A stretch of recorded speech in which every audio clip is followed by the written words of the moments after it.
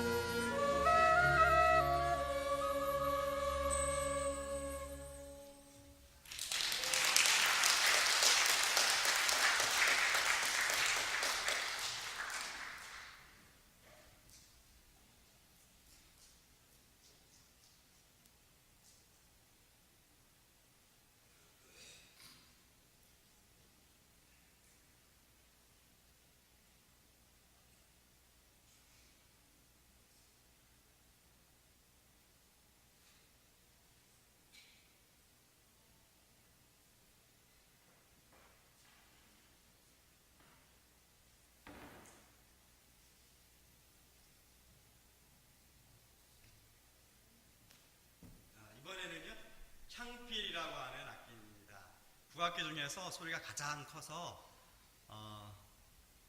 합주할 때 주 멜로디를 연주하는 그런 악기입니다. 이 악기로 우리 찬미가 자비로운 주 하나님 연주해 드리고요. 그 다음으로 저 높은 곳을 향하여 이렇게 연주를 해드리겠습니다.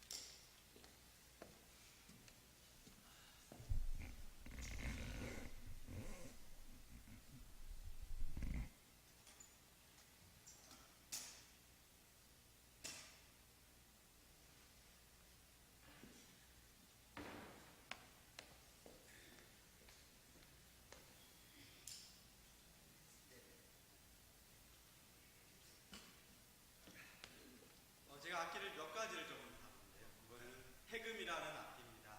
여러분 많이 보셨을 거예요. 해금으로 우리가 많이 아는 사명이라는 곡을 드리겠습니다.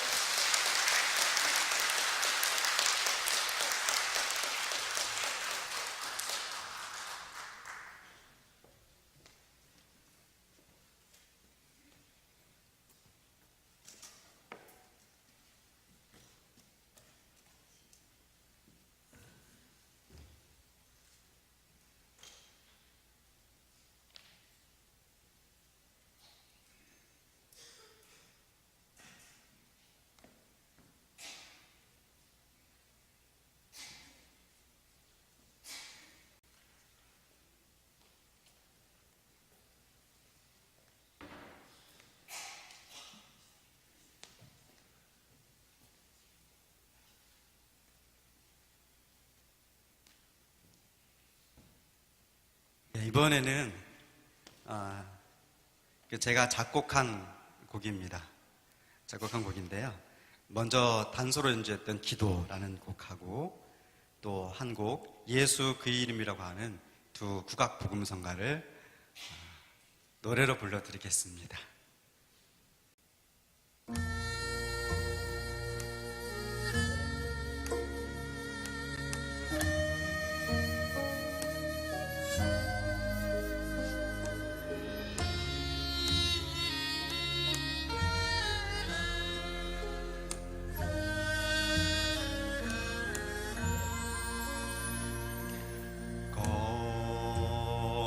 거저가네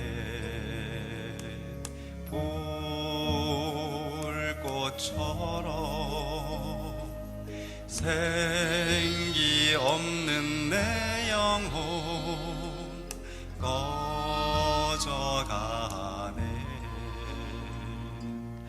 오 주여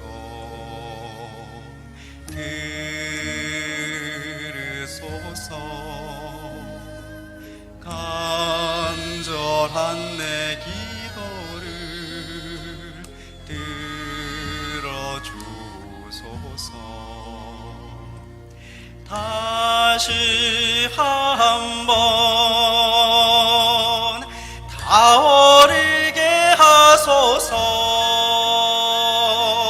주님이 가신 길 걸어가게 하소서. 상한 내 영혼 회복하소서. 성령의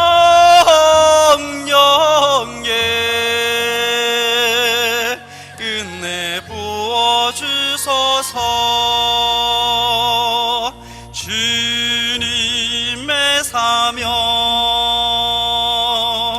들려주소서. 당신의 십자가 내가 질 수 있도록 어두워가는 세상 속에서 진리 등불 높이 들게 하소서.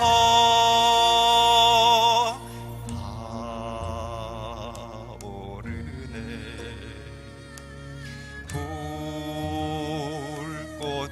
불꽃처럼 주께 드린 내 영혼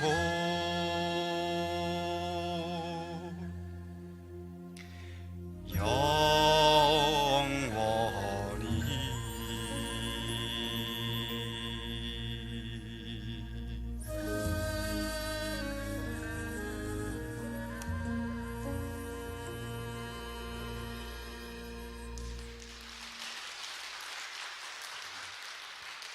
이번 곡은 좀 더 빠른 곡입니다. 예수 그 이름 들려드리겠습니다.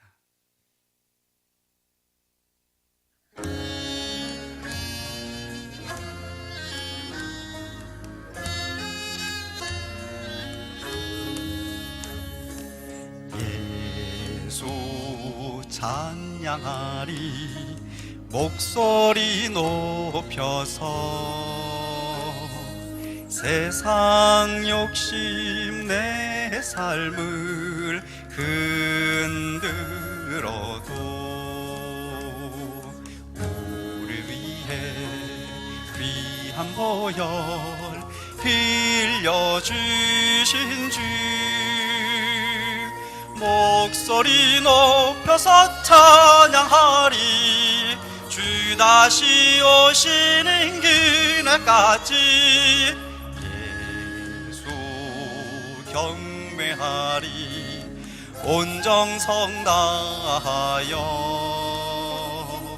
세상 쾌락 내 삶을 유혹해도 우리를 위해 귀한 보혈 흘려주신 주. 동정성 다하여 경배하리 주 다시 오시는 그날까지.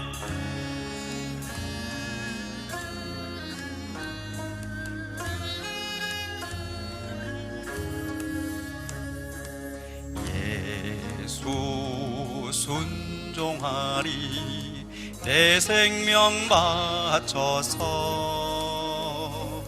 세상 염려 내 삶을 시험해도 우리를 위해 귀한 보혈 흘려주신즉 온 생명 바쳐서 순종하리 주 다시 오시는 그날까지.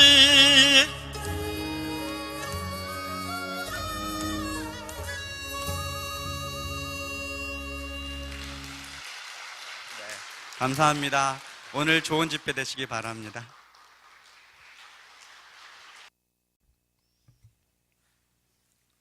오늘 둘째 날 오신 여러분들을 진심으로 환영합니다. 우리 옆에 분들하고 잠깐 좀 인사 좀 하시죠. 예, 처음 뵙는 분도 계시겠지만은, 예, 감사합니다. 방금 우리에게 국악을 좋은 선물로 주신 분은 목사님이십니다. 사실 국악 이런 음악회를 선곡으로 준비하는 게 쉽지가 않고 그렇게 하시는 분들이 많지 않기 때문에 저희들이 이 순서를 준비하면서 고민을 많이 했는데 다행히 우리 목사님께서 이 제기동에 있는 우리 교회 목사님이신데 원래 국악학교 출신이세요.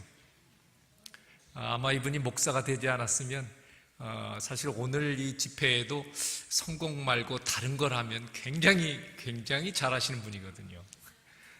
그래도 그런 것들은 우리가 밖에서 많이 들을 수 있으니까 우리 어차피 교회에 오셨으니까 우리 선곡을 좀 드려주시면 좋겠다 해서 고민 많이 하시고 준비 많이 하시고 이렇게 시간을 써주셨습니다. 다시 한번 뜨거운 격려의 박수로 고맙습니다.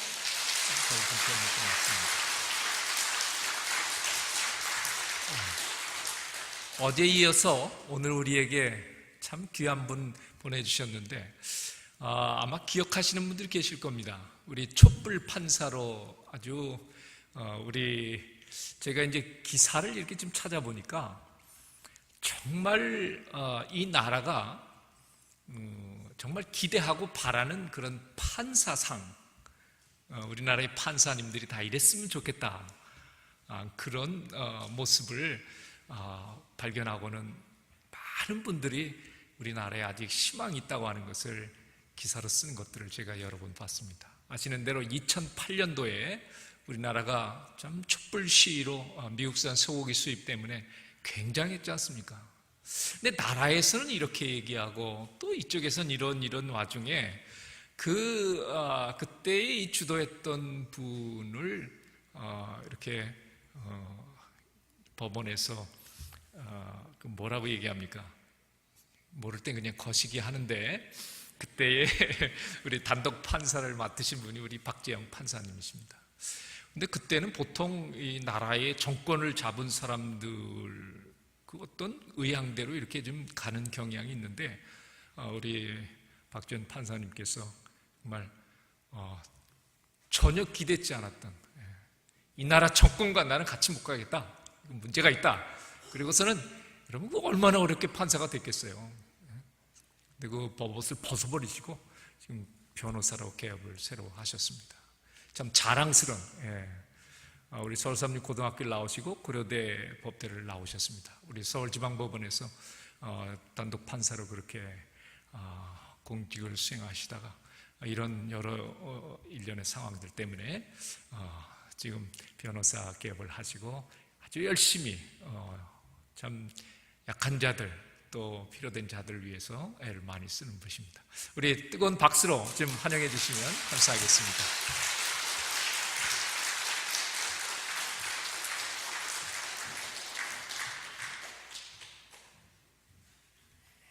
안녕하십니까?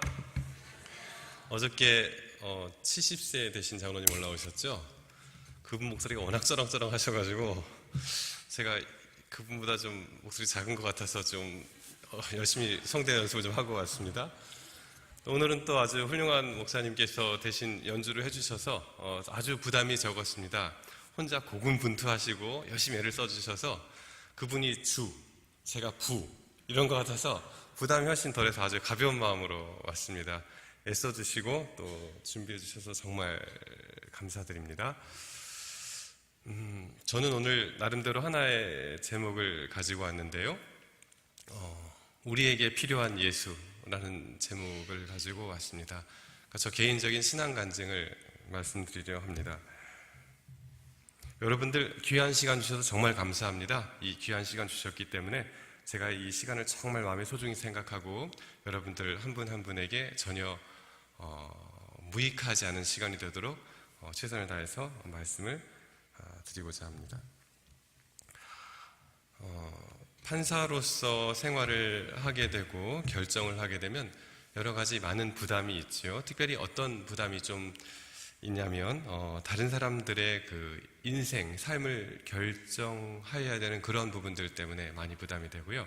그 중에서 가장 큰 중요한 결정이 어떤 결정이 있을까요? 여러분들 아시는 것처럼 형사재판을 할 때 가장 무거운 형이 어떤 형이죠? 사형. 어떤 사람의 생명을 합법적으로 빼앗는 결정을 하게 될 때가 있습니다. 근데 저 개인적으로는 다행스럽게도 사형을 선고해 본 적은 없고요. 사형 다음에 뭐죠?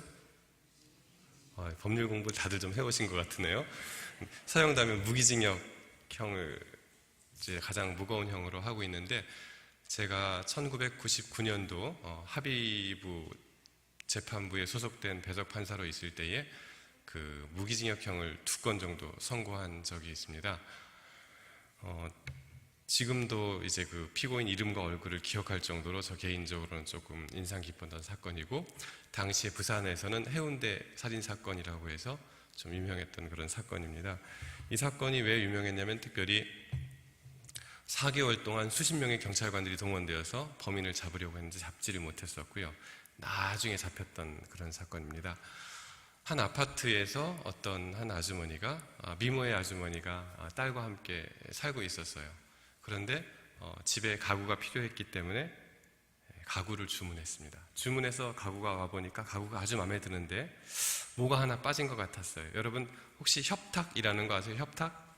예, 그 약간 작은 탁자, 저런 것 같은 가구 옆에 작은 탁자. 그래서 이 아주머니가 이 가구점 종업원에게 그 다음날 협탁을 하나 가져다 주도록 이렇게 부탁을 했습니다. 그리고 협탁 가격이 뭐 30만 원 해가지고 10만 원짜리 수표 3장을 꺼내서 이제 은행에서 출금해서 가지고 있었어요.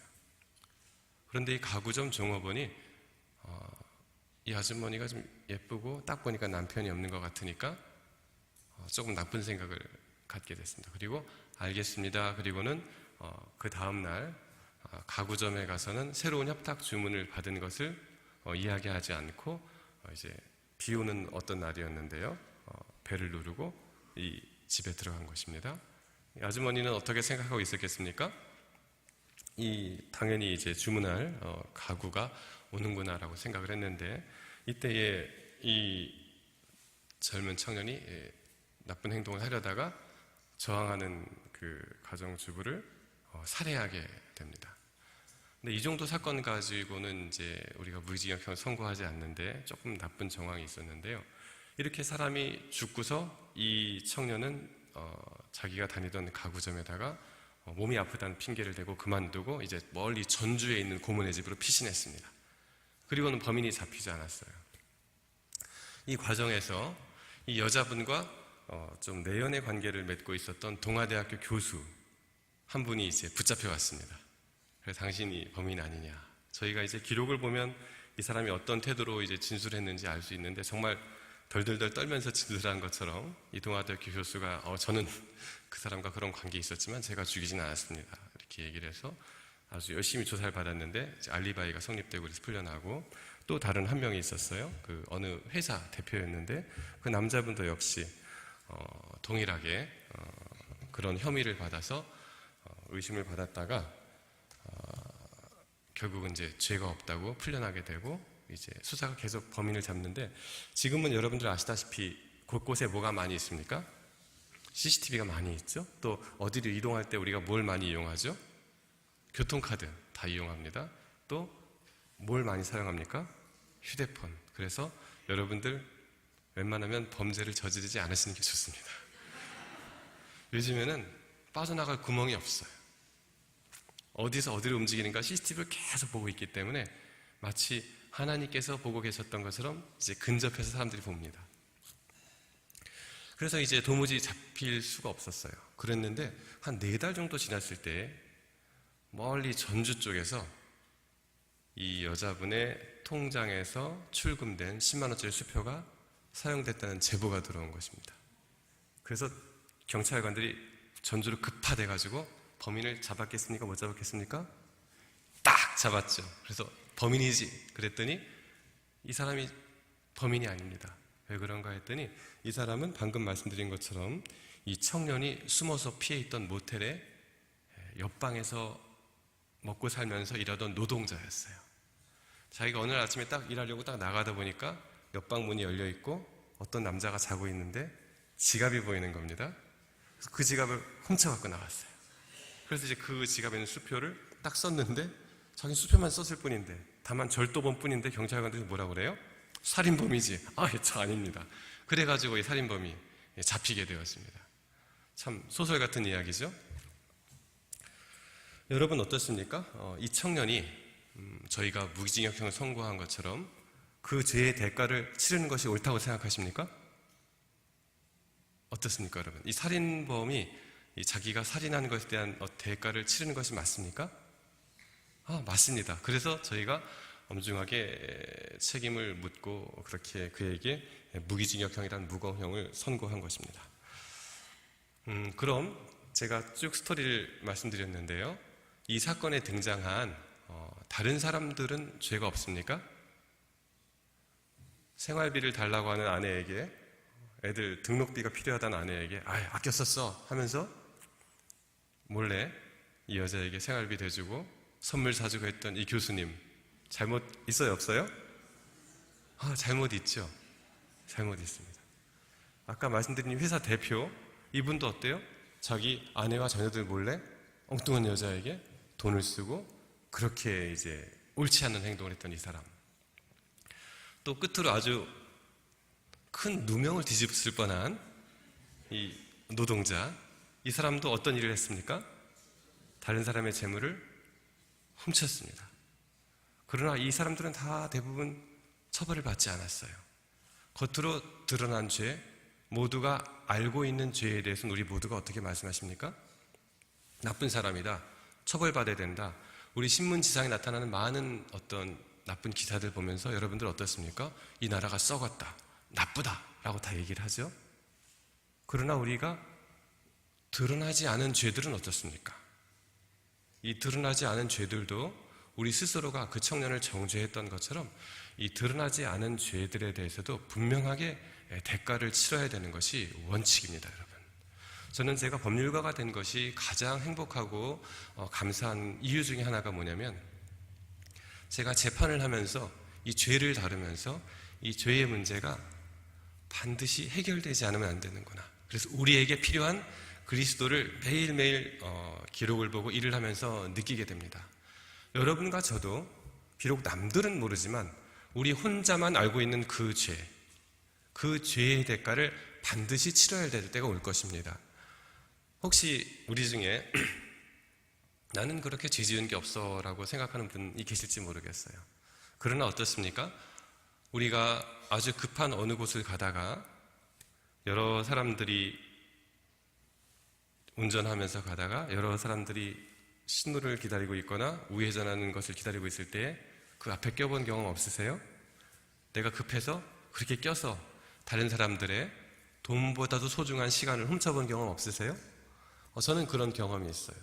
그러나 저는 아직도 그 저 자신의 죄에 대해서 단죄받지 않고 처벌받지 않았습니다. 방금 여러분들 스스로가 말씀하신 것처럼 우리가 우리 자신들의 이런 죄에 대해서 반드시 책임져야 될 때가 온다라고 얘기하는 것이 성경입니다. 그리고 저는 그 성경과 비슷하게 생긴 법전을 가지고 먹고 사는 사람인데요. 이 성경 말씀에 보면 인간의 죄를 다루는 하나님의 방법에 대해서 잘 나와 있는데 저는 그래 때때로 제 신앙이 좀 흔들리거나 그런 생각이 들 때에 이런 사건들을 생각해냅니다. 내가 처리했던 그 수많은 사건들, 이들은 비록 겉으로 드러난 범죄를 저질렀기 때문에 어떻게 보면 어리숙하게 너무 티나게 범죄를 저질렀기 때문에 이렇게 처벌을 받지만 그들보다 훨씬 더 은밀하게 죄를 진 나의 인생은 어떻게 될 것인가? 이것을 정직하게 스스로 물어볼 때가 있습니다. 우리 각자가 스스로의 책임을 지고 정직하게 이 질문에 대답해야 될 때가 올 것입니다. 그것이 인간 개개인에게 주어진 운명입니다.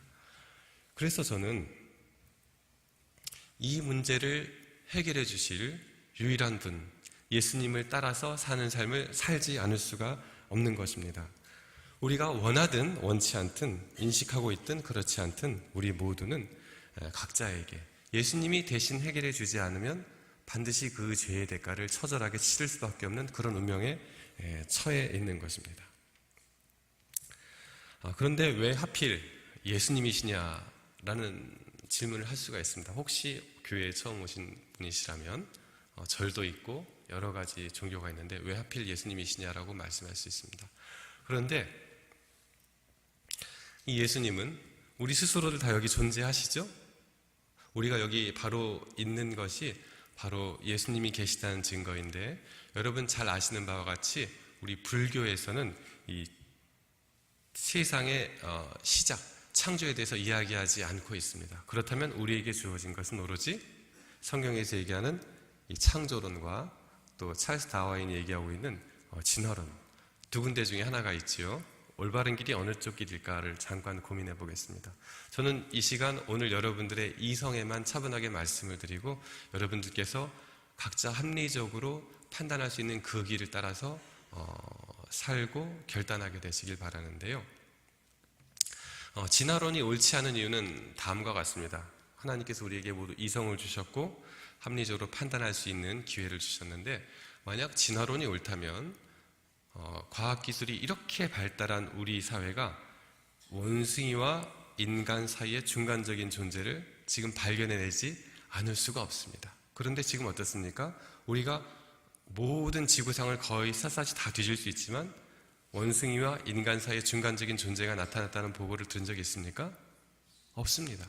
원숭이는 원숭이고 인간은 인간인 것입니다. 따라서 정말 이런 진화론이 우리들에게 어떤 의심을 가져다 줄지언정 창조론과 진화론 사이에서 우리가 합리적으로 이성적으로 생각하면 오로지 이 성경 말씀대로 우리가 하나님에 의해서 창조되었다는 어떤 이 진리를 받아들이지 않을 수 없는 것이죠. 그래서 우리 모두는 이 사랑으로 지음받은 그런 존재인 것입니다. 저에게는 이제 두 아들이 있습니다. 두 아들이 있는데요. 2013년도 지금으로부터 2년 정도 전에 한 아이는 저기 뉴욕 쪽에 있는 고등학교에서, 또 다른 아이는 이제 LA 쪽에 있는 고등학교에서 농구 선수가 되겠다고 이제 공부를 하고 있었어요. 그런데 더 멀리 뉴욕 쪽에서 공부하던 아이가 여러 외로움을 견디지 못하고 갑자기 학교에서 사라졌어요. 미국에서 아이가 잘못을 하면 한국에서 무슨 일이 생깁니까? 미국에서 아이가 잘못을 하면 한국에 있는 부모가 미국으로 날아가게 되어 있습니다. 그 문제를 해결하기 위해서 내 아이가 잘못을 저지르고 어떤 대가를 치러야 될 때에 부모가 이 멀리서 가만히 뒷짐지고 또 팔짱 끼고 있는 부모가 없지요. 이곳 한국에서 자동적으로 영향을 받는 사람이 생기죠. 그래서 자동적으로 아빠가 미국으로 가는 것입니다. 우리를 만드신 예수님에게 무슨 죄가 있습니까? 우리를 낳고 만들고 지으신 죄가 있습니다. 그래서 여러분과 저를 만드시고 우리가 이 죄에 빠졌을 때 주님께서 저 멀리 하늘에서 이것을 가만히 바라보고 있으실 수는 없기 때문에 이곳으로 오셔서 우리를 위해서 대신 십자가를 지셨다라는 것이 성경의 가장 기초적이고 우리가 이해하기 쉬운 그런 원리입니다. 자식이 잘못하면 부모는 어찌하든지 그 대가를 치르고자, 그리고 아이가 정상적으로 학교를 다닐 수 있도록 하기 위해서 내가 평생 듣도 보도 못한 외국인 교장 앞에서 머리를 수그리고 죄송하다고 사과하고 또 치러야 될 어떤 비용도 있다면 다 치르고 그렇게 하는 것입니다. 그때 저는 아주 바빴었습니다. 그런데 그 전화를 받자마자 출근해서 우리 직원들한테 미국으로 갈 수 있는 가장 빠른 비행기를 구해달라고 해서 제가 11시에 그 부탁을 하고 가는 도중에 비행기 티켓이 구해져서 1시 정도에 공항에 도착해서 3시 비행기를 타고 막 갔었습니다. 그때 모든 일을 다 뒤로 하고 재판도 펑크 내고 또 미팅도 다 취소하고 그 다음날 제가 맡았던 어떤 강연도 다 버리고 갔습니다. 자식이 위기에 처하면 부모는 가는 것입니다. 무조건 가는 것입니다. 모든 것을 버려두고 그냥 가는 것입니다. 아이가 잘못을 저질렀기 때문에 죄책감에 또 후회스러움에 외로움에 있을 것을 생각하면서 부모는 눈물을 머금고 아이에게 가는 것입니다. 이것이 바로 저와 여러분을 사랑했던 예수님의 마음입니다. 저는 제 인생에서 이런 예수님을 만났습니다. 그리고 그분을 제 삶의 주인으로 모셨을 때에 제 인생의 모든 짐이 그분의 것이 되었고 저는 그 안에서 충분한 해방감과 자유로움으로 지금까지 행복하게 살아가고 있습니다. 이 예수님을 여러분께서도 개인적으로 받아들이시고 만나시고 믿으시면 이 예수님이 여러분의 삶의 주인이 되어주셔서 폭발적인 힘으로 여러분의 마음을 다스려 주시고 인생을 다스려 주실 것입니다. 어떤 분들은 이런 합리적인 의문을 제기합니다. 교회에 다니는 사람들, 그리스도인들은 예수님을 만난다 이런 얘기를 하는데 내가 참 믿기 어렵다. 당신이 눈으로 봤느냐 또 손으로 만져보았느냐라고 얘기를 하죠. 우리가 예수님을 만난다는 것은 뭡니까 여러분? 우리가 오랜 기간 동안 교회를 다닌다 할지라도 예수님을 개인적으로 만나는 경험을 하지 않는다면 우리가 교회 다니는 연수라든지 직분, 헌금한 액수의 많고 적음과 무관하게 우리는 전혀 예수님을 만나지 못한 것입니다. 혹시 여러분 중에 아들을 군대 보내신 어머니들 계시죠? 경험 한번 있으십니까? 우리 어머니들 아들을 군대에 보내면 며칠 뒤에 집으로 뭐가 와요? 훈련소 들어갈 때 입었던 옷이 소포로 날아옵니다. 여러분들 그 소포를 보면 빨랫감으로 보입니까? 그 훈련소 들어갈 때 뒷모습을 보였던 그 아들, 집을 그리워하고 지금 고생할 그 아들의 옷을 통해서 여러분들은 만나는 것입니다. 우리가 하나님을 만나는 것은 잘 아시는 바와 같이 우리의 눈은 아주 속기가 쉽고 착시 현상에 쉽게 왔다 가는 것입니다. 우리는 그 눈이 아니라 마음의 눈을 떠서 하나님을 만나고 느끼고 갖는 것입니다. 그것이 바로 예수님을 만나는 것입니다. 저는 제 아내와 결혼해서 잘 살고 있었는데요. 제 아내가 이 청소는 잘 하지 못하는데 이 다리미질은 정말 열심히 합니다. 정말 열심히. 저는 이렇게 보면서 청소는 안 하고 제일 하기 쉬운 다리미질을 하네. 그렇게 생각하고 제가 20년을 살아왔어요. 네, 이번에 제가 저희 추석 때 저희 작은 누님 집에 처음 이제 가가지고 저희 집사람 없을 때 누나랑 이렇게 얘기하다가 저희 누나가 그러는 겁니다. 난 너네 매형이 너무 고마워. 왜 누나? 너네 매형은 결혼할 때 나한테 평생 다리미질 안 하게 해줄게. 자기가 평생 하겠다고 하고서 지금까지 그 약속을 지키고 있어. 라고 하면서 누나가 마지막으로 한마디 하는 게 뭐냐면 여자들이 제일 싫어하는 게 다리미질이거든. 그 얘기를 하는 거예요. 저는 그래서 우리 집사람이 제일 쉬운 거 한다고 생각했었거든요. 딱 그 얘기를 듣는 순간 저는 저의 이 와이셔츠를 위해서 우리 아이들의 깨끗한 바지를 위해서 제 아내가 오랫동안 고생해왔고 말없이 그렇게 헌신해왔구나 싶은 생각에 저는 누나와 있으면서 누구를 만났어요? 누나와 얘기를 나누면서 제 아내를 만났어요. 제 아내가 정말 저희 아이들과 저를 사랑하는 마음으로 정성스럽게 다려주는 그 마음을 만났어요. 그런 것처럼 하나님께서는 여러분들을 정말 만나고 싶어 하세요. 우리에게 하나님께서 시련을 허락하신 이유는 뭐냐면 우리가 겸손해질 때에, 낮아질 때에, 간절해질 때 하나님을 만날 수 있거든요. 우리가 눈에 보이는 많은 것들이 실제로는 눈에 보이지 않는 것이 더 중요하다는 거 아시지 않습니까? 우리가 하나님을 많이 만나는 사람이 있고 적게 만나는 사람이 있어요. 그 이유는 뭐냐면 우리의 간절함의 차이입니다. 정말 간절한 사람은 하나님을 만나게 되어 있어요.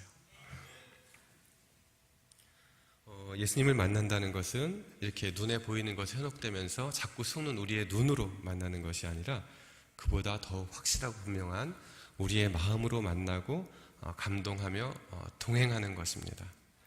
저는 지금도 이 자리에서 여러분들과 말씀을 나누지만 계속 마음속으로 예수님을 만나고 있고 그렇게 하려고 노력하고 있어요. 똑같은 말씀을 드리더라도 마음으로 예수님을 만나고 동행하는 사람이 드리는 말씀과 또 그렇지 않은 사람들이 하는 얘기는 공허한 것과 꽉 찬 것, 서로 전혀 다른 느낌을 주거든요.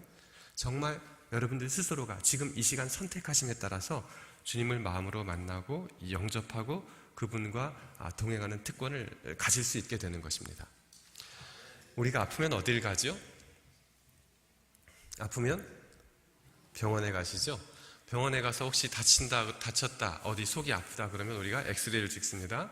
때로는 CT를 찍기도 하죠. 그 엑스레이를 볼 때 누가 둘이 앉아 있습니까? 나와 의사 선생님 같이 앉아 있죠. 우리 둘이 뭘 봅니까? 똑같은 엑스레이 화면을 봅니다. 둘이 똑같은 것을 봅니까? 이 엑스레이 화면을 전혀 볼 줄 모르는 내가 보는 것과 의사 선생님이 보는 것은 똑같은 엑스레이 화면을 보지만 우리는 거기에서 전혀 다른 것을 느끼게 돼요. 나는 딱 보면 허연 거가 있고 검은 거가 있다. 그리고 이렇게 생긴 게 뭐 폐 같다. 이 정도만 알죠? 근데 그분들은 어떻게 얘기합니까? 여기에 암이 있네요. 이렇게 얘기하잖아요. 전혀 우리가 보지 못하는 것을 보는 겁니다. 우리는 정말 보지 못하는 것을 보기 위해서 이 교회에 온 것입니다. 최고의 명의는 여러분들의 담임 목사님이세요. 이분은 여러분들이 보지 못하는 것을 보도록 하기 위해서 아주 애를 쓰십니다. 우리는 의사들 중에서도 정말 내 병이 위중하고 꼭 낫고 싶으면 의사들 중에서 누구를 찾아갑니까? 명의라는 사람을 찾아갑니다. 이 명의라는 사람은 아시는 바와 같이 다른 일반 의사들이 보는 화면을 똑같이 볼지라도 이 사람들은 또 다른 것을 보는 겁니다. 그런 것처럼 오늘 우리가 여기 똑같은 공간 가운데 다 같이 살아가고 앞으로 이제 예배가 이 시간이 맞춰지면 각자의 집으로 돌아가서 각자의 인생을 살겠지만 우리 지금 여기는 지금 다 같이 한 곳을 바라보시지만 여러분들 각자의 인생은 내가 마음으로 과연 무엇을 보고 있는가 그것에 따라서 완전히 달라진 인생을 살게 됩니다. 우리가 겉으로 뭐 한국과 일본의 축구 시합을 보는 거 또 어떤 드라마를 보는 거 이것은 뭐 다 같이 볼 수 있겠죠. 이 겉으로 보는 이 눈이 아니라 내 마음의 눈이 과연 무엇을 보고 내 마음의 귀가 과연 나에게 얘기하는 것을 어떻게 듣고 있는가 거기에 따라서 우리의 인생이 달라지는 것입니다. 그러면 그동안 내가 하나님을 만나고 싶어서 많은 노력을 했는데 왜 하나님을 만나지 못하거나 잘 느껴지지 않을까? 여러분 무엇 때문에 그럴까요? 여기에 교회에 적지 않은 시간을 다녔지만 내가 하나님을 깨닫고 체험하고 감동 있게 살아본 적이 별로 없는 것 같아 라고 생각하는 분이 혹시 계시죠? 왜 그럴까요? 하나님을 만나는 방법 예레미야 29장 13절에 보면 이렇게 되어 있습니다. 너희가 나를 찾고 찾으면 나를 만나리라 라고 되어 있는데요. 이 성경절에서 중요한 것은 중간에 빠진 것 너희가 전심으로 나를 찾고 찾으면 나를 만나리라 라고 되어 있습니다. 제 아내가 그 한문 교사예요. 한문 교사인데 이 전심으로가 뭐냐면 온전전자입니다. 온전한 마음. 온전한 마음으로 우리가 하나님을 찾으면 하나님을 만나게 되어 있는데 우리는 그동안 계속 온전한 마음이 아니라 어떤 마음으로 하나님을 찾아왔느냐면 많은 경우에 두 마음으로 하나님을 찾아왔어요. 그래서 내가 하나님을 믿으면 세상에서도 잘 된다. 이것이 결과적으로는 옳아야 될지 모르겠지만 우리가 그것을 목적하고 교회에 와서는 하나님을 만날 수 없습니다. 교회에 가면은 가정이 화목해진다더라. 그래서 처음에 교회에 올 수 있는 요인이 될 수는 있겠지만 교회에 와서도 계속 화목해지기 위해서 내 자녀들이 대학에 잘 가게 되기 위해서 내 아들이 취업 잘하기 위해서, 우리 가정이 더 넉넉해지기 위해서 하나님을 만나려고 하면 만날 수가 없어요. 정말 전심으로 한 마음으로 만날 때에만 비로소 하나님을 만날 수 있는 것입니다. 이것은 여러분이 여러분의 가족들을 사랑하는 것과 마찬가지의 원리인데요. 우리가 이렇게 나뉘어진 마음이 아닌 오로지 한 마음으로 전심으로 주님을 찾고 집중하게 되면 그때 하나님이 보이고 우리 마음속에 감동으로 다가오십니다. 그렇게 되면 지금까지 내 과거가 후회스럽고 내 선택이 아쉽고 미래가 염려되게 살아왔던 그런 모든 것들이 변해서 내 과거가 감사하고 내 나쁜 습관들이 고쳐지고 미래를 향해서 희망과 기대가 생기는 것입니다. 이렇게 하나님을 만나는 사람과 만나지 못하는 사람이 함께 우리가 살아가고 교회 옆자리에 앉아있지만 성경 말씀에 나와 있는 바와 같이 두 사람이 함께 맷돌을 갈아도 한 사람은 하늘에 가고 한 사람은 가지 못하는 것입니다. 왜 그렇죠? 그 무엇이 다르기 때문에요? 그들이 똑같은 것을 눈으로 바라보고 같은 환경 가운데 살지만 그들의 마음의 눈이 전혀 다른 것을 바라보기 때문에 그렇습니다. 이 마음의 눈을 깨달아서 주님을 반드시 만날 때에 우리의 삶이 변하는 것입니다.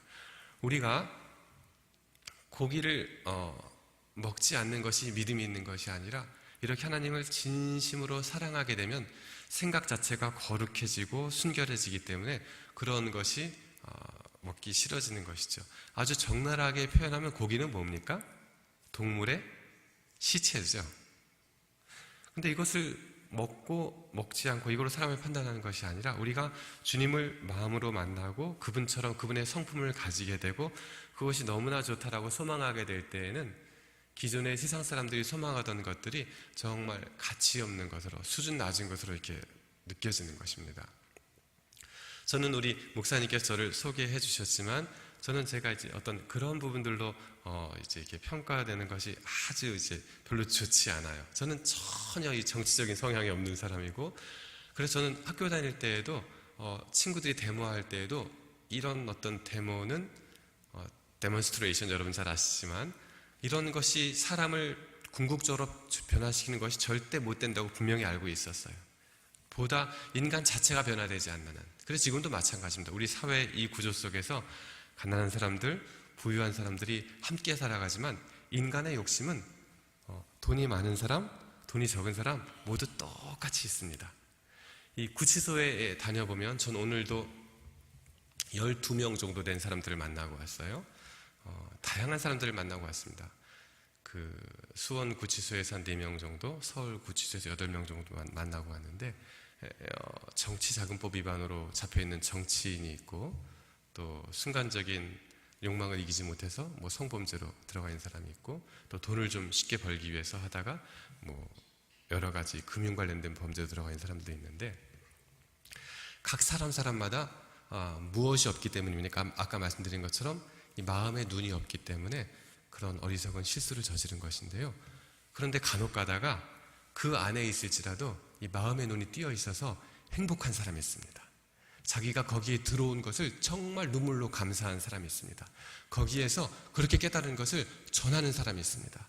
그리고 그들이 하는 말이 그렇습니다. 저는 비록 세상 좀 더 넓은 감옥이 아니라 내가 좀 더 좁은 감옥에 있지만 여기에서 내가 하늘과 연결되어 있기 때문에 내 마음이 헛된 욕망과 붙어 있지 않고 그것을 버렸기 때문에 전 지금 행복합니다라고 얘기하면서 본인에게 주어진 형이 좀 짧다. 더 오래 있었으면 좋겠다. 여기에서 자기 때가 완전히 빠져나갈 때까지 그렇게 얘기한 사람이 실제로 있습니다. 잘 안 믿겨지시죠? 한 50명 중에 1명 정도 이런 사람이 있어요. 대부분의 사람들은 어떻게든 나가려고 막 애를 써요. 그런데 이런 사람들은 거기에 본인이 들어오게 된 것을 진심으로 감사하고 내가 만약 여기 들어오지 않았다면 나는 정말 무익한 인생을 살다가 인생이 마지막 끝났을 것이라고 얘기하지만 거기서 새로운 마음의 눈을 뜬 것입니다. 인생이 무엇인가? 삶이 무엇인가? 진리가 무엇인가? 예수가 무엇인가? 죄가 무엇이고 이 죄를 어떻게 처리하는 것이 옳은가에 대해서 분명히 깨달은 사람들이 있습니다. 이런 사람들이 정말 하늘과 연결되어서 살아가는 모습을 보면 여러분 아시는 바와 같이 우리 바깥은 자유롭죠? 자유롭지만 우리의 마음이 세상 욕심에 매여 있으면 아시는 바와 같이 그 안에서 참된 자유를 누리는 사람보다 못하는 것입니다. 갇혀 있는 것이라는 거죠. 그래서 우리가 참된 이런 자유를 가지셔야 될 것으로 생각합니다. 끝으로 하나만 더 말씀을 드리고 마치죠. 우리가 이 예수님을 만나는 것을 너무 늦지 않게 만날 필요가 있어요. 상해치사라는 것은 어떤 사람을 다치게 했다가 결국은 죽게 한 사건을 맡은 적이 있었어요. 예전에는 그렇습니다. 우리 아빠들이 어르신들께서 술을 많이 드셨어요. 그렇죠? 그리고 괜히 이유 없이 자식들을 때리고 부인들 술 취하면 때리고 그래요. 이 가정에도 이런 일이 있었습니다. 한 젊은이가 있었는데 형 그리고 자기 엄마 아빠 넷이서 사는 가정이었어요. 그런데 이 아버지가 술만 먹으면 이렇게 자꾸 엄마를 때리고 하다가 어느 날 아버지가 집을 나가셨어요. 그래서 이제 엄마, 형, 자기 셋이 살아온 것입니다. 이런 가정에는 아들들이 두 가지 종류가 있어요. 이런 불우한 환경에도 불구하고 열심히 공부하는 자녀가 있는 반면에 이 불우한 환경을 탓하고 좀 비뚤어져 나간 자녀가 있죠. 제가 재판했던 그 33살, 4살 정도 된 그 사람은 후자였어요. 그래서 자기의 불우한 환경을 탓하고 고등학교를 겨우 졸업하고 그 다음에 이제 군대도 겨우겨우 갔다 오고 매일 친구들하고 술 먹고 노는 것이 자기의 낙이고 일과였습니다. 엄마 눈에는 이 아들이 좋게 보일 리가 없겠죠. 어느 날 또 이 젊은 청년이 자기 친구들과 함께 어울려서 술을 먹다가 술값이 떨어진 거예요. 그래서 이제 집에 갔더니 엄마가 계셔서 엄마한테 용돈을 달라고 한 것입니다. 내가 돈이 없다고 친구들하고 좀 먹게 달라고. 그때 엄마가 이제 여러 가지 그동안 살아온 삶도 힘든데 나이 먹은 아들이 그러니까 아들에게 한마디 한 것입니다. 야 이놈아, 너 친구들은 다 장가가서 애 낳고 사는데 넌 이게 뭐냐, 이 늙은 애미한테 용돈 주지 못할 망정 왜 또 술 먹고 와서 하느냐라고 하니까 이 아들이 엄마랑 다투다가 화가 나서 부엌에서 칼을 가지고 와서 이제 엄마를 다치게 했고 결국은 이제 그 나중의 결과로 엄마가 돌아가시게 됐는데 이 젊은이의 반성문에 이렇게 적혀 있었어요. 마지막 자기가 엄마랑 다투다가 이제 엄마를 이렇게 아주 심하게 술에 취한 상태에서 찔렀는데 엄마가 고통스러우니까 찌르지 못하게 손을 잡으려다가 멈칫하고는 한동안 가만히 자기를 바라보다가 그냥 이렇게 정신을 잃으시고 쓰러졌다는 거예요. 그러면서 그 반성문에는 이렇게 썼습니다. 판사님, 저는 그때 엄마가 왜 그랬는지 술에 취한 당시에는 몰랐었는데 지금 제가 이곳에 생각해 보니까 우리 엄마는 그 피 묻은 손으로 나를 붙잡으면 내 몸에 그 피가 묻어서 내가 범인으로 잡힐까봐 두려웠던 것 같아요. 그 순간에라도 못난 아들이 도망갔으면, 잡히지 않았으면 그랬던 것 같아요. 저는 정말 죽일 놈입니다. 이렇게 이 아들이 반성문을 썼어요. 이 아들이 평생 엄마한테 별로 고마운 마음을 갖고 있지 않았었는데 자기가 엄마 돌아가시고 구치소에 와서야 비로소 엄마가 죽어가면서까지라도 이 아들이 범인으로 잡히지 않았으면, 어떻게 도망가서 살았으면, 이런 마음을 자기에게 표시했다는 것을 언제 깨달았습니까? 너무 늦게 깨달았어요. 어머니 돌아가시고 자기는 이미 영어의 몸이 돼서 도무지 빠져나올 수 없는 이때에 우리 인간들에게는 각자 다 때가 있고 기회가 있습니다. 그런데 많은 가정들을 보면 이런 깨달음이 다 너무 늦는 것 같아요. 이혼하는 가정들도 그들 사이에 조금만 더 누가 중간에서 역할을 해주고 두 부부가 대화를 하고 서로를 이해했더라면 그런 오해가 없었을 텐데 이런 관계들이 다 깨지고 내 인생이 다 망가지고 내가 마지막 순간에 병석에 누워서 아무도 나를 찾아오지 않을 때 이 예수님을 발견하는 경우가 종종 있어요. 그러나 우리가 이런 오해를 하지 말고 예수님을 발견할 아직 기회가 있을 때 그때 꼭 이분을 만날 필요가 있는 것 같아요. 저는 제 아내를 오랫동안 이해 못했어요. 제 아내는 저와 저희 아이들이 아침에 막 급하게 학교 가려고 준비할 때에 밥 먹으라고 저희를 부르거든요. 저희가 조금 늦게 가면 막 화를 내는 거예요. 이해할 수 없을 정도로. 그래서 그것이 힘들어가지고 좀 미리 가 있으면 한 몇 분 기다려도 밥이 안 나와. 그래서 이게 좀 힘들었어요. 대체 왜 이 사람이 밥 먹을 때 딱 와서 앉아있지 않으면 이렇게 사람을 힘들게 하는 걸까? 이게 저는 한 10년 동안 숙제였어요. 너무 힘들었어요. 갈등. 나중에 제가 얘기를 들었어요. 저희 아내가 딸, 아들, 일남 이녀의 장녀인데 저희 장인어른께서 저희 집사람이 어렸을 때 이제 밤에 늦게 일하고 들어오시면 옛날에는 보온밥솥이 없었죠? 그래서 우리 저희 장모님께서 장인어른 드시도록 이 밥을 이 따뜻한 이제 아랫목에다가 넣어놓고 이렇게 있었는데 언젠가 저희 집사람이 동생들하고 이렇게 같이 TV를 보면서 그 따뜻한 이불 속에다 발 넣고 이렇게 있다가 서로 입을 당기다가 아버지가 들어오시면 드시도록 한 그 밥을 엎어버린 거죠. 아주 그 일 때문에 엄마한테 아주 혼났다는 거예요. 그래가지고 그때부터 밥때에 안 들어온 인간 내가 가만히 두나 봐라. 이런 생각이 들었다는 거예요. 제가 그 얘기를 딱 듣는 순간 이제는 내 마음이 저절로 내 아내가 밥을 하고 밥 냄새가 나면 알아서 거기 가서 앉아 있어요. 내 안에 그런 마음이 느껴지고 이해가 되니까. 제가 마음에 뭘 뜬 것입니까? 마음에 눈을 뜬 것입니다. 여러분도 여러분들 주변에 있는 사람들에게 이런 이해할 수 있는 많은 것들이 있기 때문에 마음에 눈을 뜨고 이해하게 되면 이 세상 화나면서 또 이렇게 누구를 미워하면서 그렇게 살아갈 일이 없어요. 그러나 그 무엇보다 처음에 말씀드린 것처럼 이 교인들이 그냥 내가 교회를 다니기 때문에 예수님을 만났어라고 거짓말을 하는 것이 절대 아닙니다.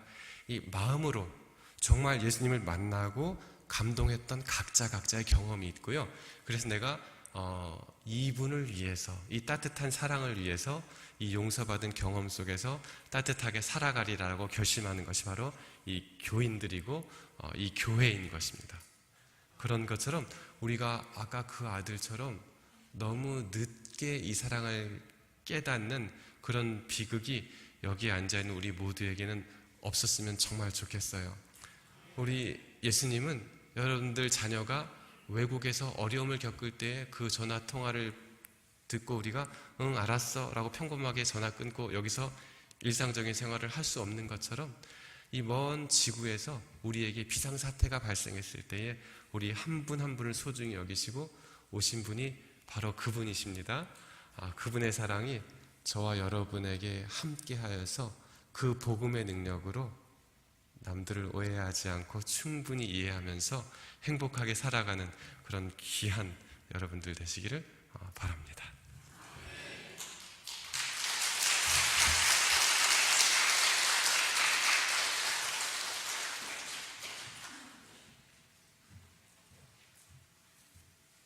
감사합니다. 여러분 어떻게 느끼셨는지 모르지만은 저는 우리 말씀을 들으면서 저분을 보면서 예수님을 꼭 믿어봐야 되겠다 이런 생각이 들었어요. 제가 목사지만 생각해 보세요. 최고의 지성이고 진짜 뭐 하나 남부러울 것이 없고 이런 분이 예수를 믿는다? 여러분 지금 여러분이 저분처럼 돼가지고 나도 한번 제대로 믿어봐야 되겠다 하려면 공부 시작해야 돼요. 법대 나와야 되고 또 판사도 해봐야 되고 다 해야 돼요. 그러면은 옆에 죽었다 깨나도 못해요, 여러분들. 그러니까 그냥 지혜롭게 저분뿐만이 아니에요. 지금 미국 대선의 공화당 1위를 지금 달리고 있는 분이 벤 카슨이라는 분인데 이분도 예수님을 믿는 분이에요. 오바마 대통령도 마찬가지고. 그러니까 여러분들이 똑똑하고 지혜롭게 사셔야 합니다. 저 사람들이 뭐가 부족해서 예수님을 믿을까? 오늘 어쨌든 예수님을 만나는 그런 이야기 우리 성도님들에게나 또 처음 오신 분에게나 좀 모두에게 정말 핵심을 찌르는 말씀을 주셨습니다. 그래서 저도 제 자신을 돌아보면서 나도 예수님을 제대로 한번 믿어봐야 되겠다 이런 생각을 또 한번 하게 됐습니다. 정말 감사드립니다. 오늘 제가 다른 더 말씀 드릴 게 없고 오늘 말씀을 통해서 정말 너무너무 은혜로운 시간을 주셔서 다시 한번 깊은 감사를 드립니다.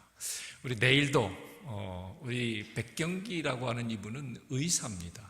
그래서 이번에 각 분야가 다른 분들이 꽤 세상적으로 성공하고 인정받는 분들이십니다. 이분들이 우리 예수님을 어떻게 만나고 지금 예수님을 만나서 얼마나 행복한 그런 삶을 사는지를 우리가 보게 될 것입니다. 내일도 이 시간에 우리 함께 모여서 아주 행복한 시간 함께 보내셨으면 참 좋겠다는 생각이 듭니다.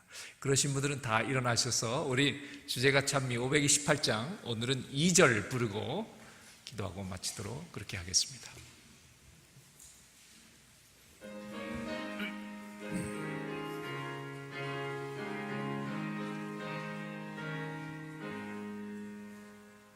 나의 갈 길 다가도록 예수 인도하시니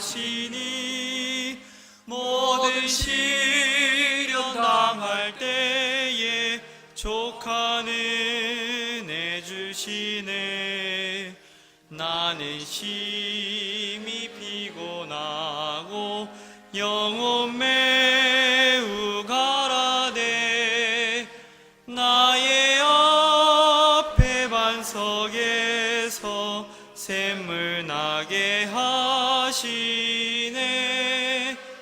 나의 앞에 반석에서 샘물 나게 하시네.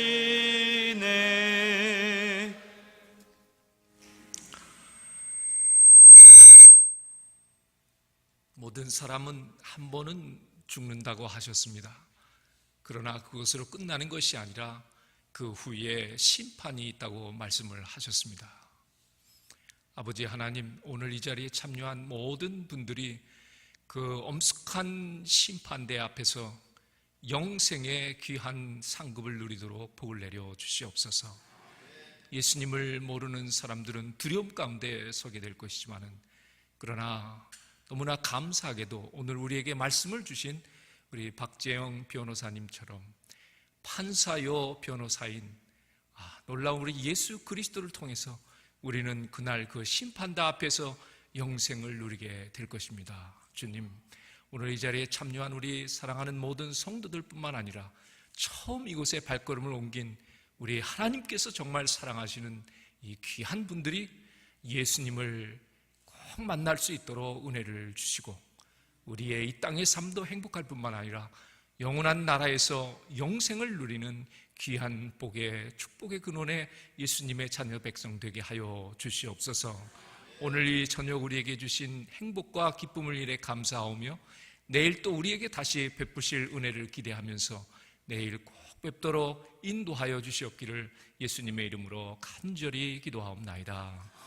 아멘.